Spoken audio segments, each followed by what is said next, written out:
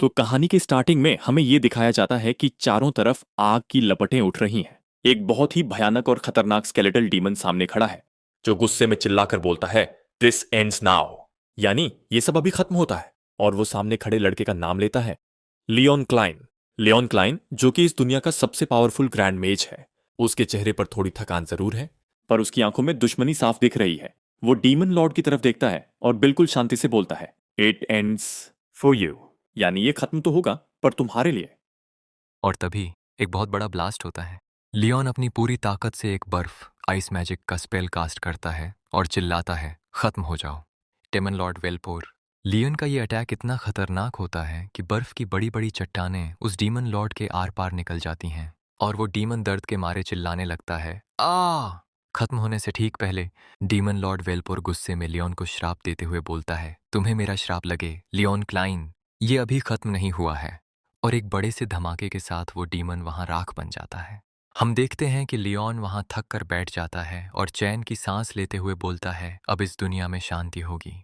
इसके बाद scene shift होता है एक चमकते हुए आसमान और एक महल की तरफ, जहां एक सोल्जर खुशी से झंडा लहरा रहा है। बैकग्राउंड में बताया जाता है कि grand mage Leon had defeated Velpor the demon lord, यानी ग्रैंड मेज लियोन ने आखिरकार डेमन लॉर्ड वेलपोर को हराकर पूरी दुनिया को बचा लिया था। इसके बाद सीन शिफ्ट होता है आसमान की तरफ और हमें दिखाया जाता है टेनर ऑर्फनेज। ये वही अनाथालय है जहां लियोन का बचपन बीता था। वहां छोटे छोटे बच्चे हंसते खेलते दौड़ रहे होते हैं। तभी उनमें से एक बच्चा चिल्लाता है, लियोन। लियोन वापस आ चुका है और अपनी शाही सवारी से उतर रहा होता है। तभी एक प्यारी सी छोटी बच्ची, जिसके हाथ में एक टेडी बेयर है, दौड़ती हुई आती है। वो बच्ची लियोन से उदास होकर पूछती है, क्या तुम फिर से जा रहे हो? इस पर लियोन एक प्यारी सी स्माइल के साथ कहता है, हाँ, लेकिन मेरे जाने के बाद अच्छे से रहना, ठीक है? बच्ची खुश होकर बोलती है, ठीक है, पर मुझसे वादा करो कि तुम वापस आकर मुझे और भी मैजिक सिखाओगे। इसके बाद कहानी सीधे रॉयल कास्टल यानी शाही महल की तरफ जाती है। महल के अंदर लियोन घुटनों के बल बैठकर राजा को सम्मान दे रहा होता है। तभी वहां का बूढ़ा राजा हंसते हुए चिल्लाता है, ग्रैंड मेज लियोन, हमें तुम्हारा कितनी बेसब्री से इंतजार था। कि और उसके पीछे चालाक प्रिंस शार्क भी खड़ा होता है। लियोन बहुत ही तमीज से कहता है, योर मैजेस्टी, प्रिंस शार्क, मेरा सादर प्रणाम। और तभी वहां एक सुंदर लड़की आती है और बोलती है कि बहुत समय हो गया आपसे मिले हुए। ग्रैंडमेज लियोन यह बात सुनकर लियोन थोड़ा हैरान होता है और बोलता है, प्रिंसेस सेरा, आप भी यहाँ पर हो? और लियोन पास जाकर प्रिंसेस शेरा के हाथ पर किस कर देता है। यह देखकर राजा के पीछे प्रिंस शार्क की जलने लगती है और राजा लियोन को बताता है कि मैंने प्रिंसेस शेरा को पड़ोसी राज्य से यहाँ बुलवाया है, और जैसे ही प्रिंसेस सेरा ने तुम्हारे के आने की खबर सुनती है तो वह यहाँ आ जाती है तुमसे मिलने के लिए। ये बात सुनकर प्रिंसेस का चेहरा लाल हो जाता है और वह अपना मुंह ढक लेती थी है। तभी लियोन बोलता है, महाराज, मेरे राजा, मैं आपकी क्या सेवा कर सकता हूँ? राजा अपना हाथ अपनी दाढ़ी पर फेरते हुए एक गंभीर बात बताता है, हाँ, तो बात यह है कि प्रिंस शार्क के जासूसों के मुताबिक एक खास गुफा है जो अब भी मॉन्स्टर्स से भरी पड़ी है। ये सुनकर लियोन के होश उड़ जाते हैं। वो चौंक कर बोलता है, ये कैसे हो सकता है? डेमन लॉर्ड तो पूरी तरह खत्म हो चुका है। पर राजा अपनी बात जारी रखते हुए कहता है, इसीलिए मैं चाहता हूं कि तुम वहां जाओ और जांच करो। राजा आगे डराते हुए बोलता है, जो भी उस गुफा में गया वो कभी वापस नहीं आया। राजा ताली बजाते हुए हंसकर कहता है, पर मुझे पूरा यकीन है कि तुम इसे संभाल लोगे और हमें इस मुसीबत से बचाओगे। और आखिर में राजा एक गहरी बात बोलता है, आखिरकार तुमने डेमन लॉर्ड को जो हराया है। और लियोन बिना कुछ बोले शांत खड़े होकर सोचने लगता है। मन ही मन फैसला करता है, हाँ, मुझे इस धरती को हर तरह के खतरों से आज़ाद करना ही होगा। तभी उसके दिमाग में उन मासूम अनाथ बच्चों का चेहरा आता है और वो सोचता है, अगर किसी और के लिए नहीं तो कम से कम उन बच्चों के फ्यूचर के लिए अपनी आंखें बंद करके वो उस मिशन को एक्सेप्ट करने के लिए तैयार हो जाता है। लियोन राजा के सामने झुककर बोलता है, बहुत बढ़िया महाराज, मैं उस रहस्यमयी गुफा की जांच जरूर करूंगा। राजा खुश होकर ताली बजाता है, गुड, बहुत अच्छा है।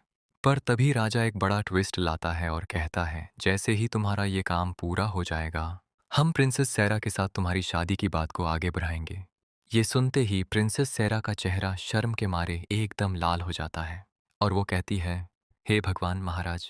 लियोन इस बात पर थोड़ा नर्वस होकर हंसता है, हाँ हाँ, और मन ही मन सोचता है, ये फिर शुरू हो गए।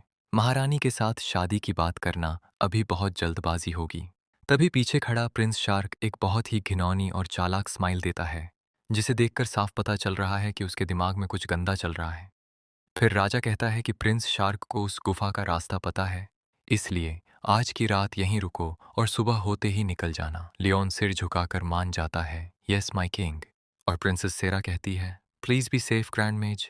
इसके बाद सीन शिफ्ट होता है और अगली सुबह का नज़ारा दिखता है। नेक्स्ट मॉर्निंग लियोन घोड़े के पास खड़ा होता है। प्रिंस शार्क अपनी झूठी शराफत दिखाते हुए बोलता है, ग्रैंड मेज लियोन, आपके साथ इस केस पर काम करना मेरे लिए सम्मान की बात है। लियोन भी हाथ मिलाते हुए कहता है, लाइकवाइज योर हाइनेस, हम एक बेहतरीन टीम बनाएंगे। फाइनली वे दोनों उस खतरनाक और विशाल गुफा के सामने पहुंच जाते हैं। प्रिंस शार्क गुफा की तरफ देखते हुए कहता है, यही वो जगह है। लियोन गंभीर होकर बोलता है, ठीक है, हमें सावधानी से आगे बढ़ना होगा। जैसे ही वे अंदर कदम रखते हैं, गुफा के अंदर से अजीब सी डार्क और नीली जादुई एनर्जी निकल रही होती है। लियोन को अंदाजा भी नहीं है कि इस अंधेरे के पार उसके साथ क्या होने वाला है। जैसे ही लियोन और प्रिंस शार्क गुफा के अंदर कदम बढ़ाते हैं, चारों तरफ अजीब सी डार्क रूट्स और भयानक जड़ें फैली होती हैं। लियोन वहां लगे एक बहुत ही अजीब और रहस्यमयी पेड़ को देखकर ठहर जाता है और सोचने लगता है, यानी क्या इसी पेड़ की वजह से वो अनाथालय के बच्चे गायब हुए हैं। लियोन अभी इस पेड़ को देखकर कुछ समझने की कोशिश ही कर रहा होता है कि उसे पीछे से किसी खतरे का एहसास होता है। वो चौंक कर तुरंत पीछे मुड़ता है और प्रिंस को अलर्ट करने के लिए चिल्लाता है, प्रिंस शार्क सावधान रहें। लेकिन इससे पहले कि लियोन अपनी बात पूरी कर पाता, एक ठंडी और चमचमाती हुई तलवार सीधे उसके पेट के आर पार निकल जाती है। और भाई साहब, ये खंजर घोपंत सिंह कोई मॉन्स्टर नहीं, बल्कि वही दोगला प्रिंस शार्क होता है।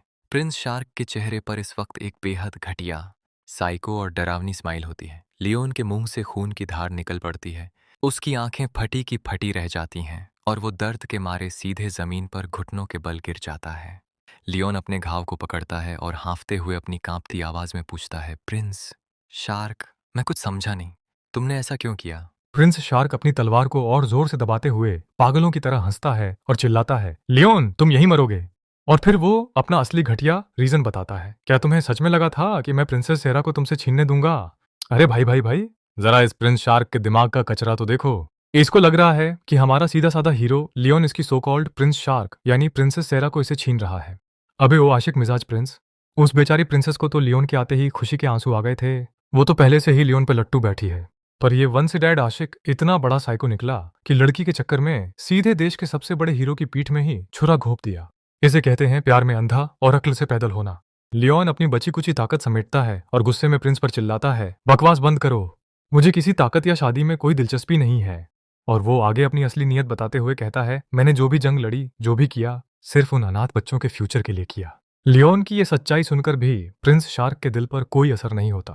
वो नीच और घटिया प्रिंस शार्क पागलों की तरह आसमान की तरफ मुंह करके हंस रहा होता है। अच्छा, हा हा, जमीन पे हमारा हीरो लियोन जहर के असर से तड़प रहा है और ये साइको प्रिंस उसके जख्मों पर नमक छिड़कने के लिए तैयार खड़ा है। तभी प्रिंस शार्क हवा में एक जलता हुआ खिलौना उछालता है। लियोन जैसे ही उस जलती हुई चीज को देखता है, उसकी आंखें फटी की फटी रह जाती हैं और उसके मुंह से सिर्फ एक ही लफ्ज निकलता है, नहीं।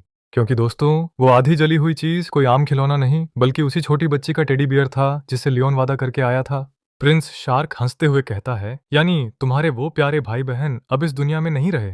वो कमीना प्रिंस उस मासूम से जली हुई टेडी बियर को अपने पैरों तले कुचल देता है और एक ऐसा सच उगलता है जिसे सुनकर किसी का भी खून खौल जाए। वो कहता है, यानी कल रात मैंने खुद उस अनाथालय को आग के हवाले कर दिया था, इसलिए अब इस दुनिया में कोई ऐसा बचा ही नहीं है जो तुम्हारी मौत का बदला ले सके।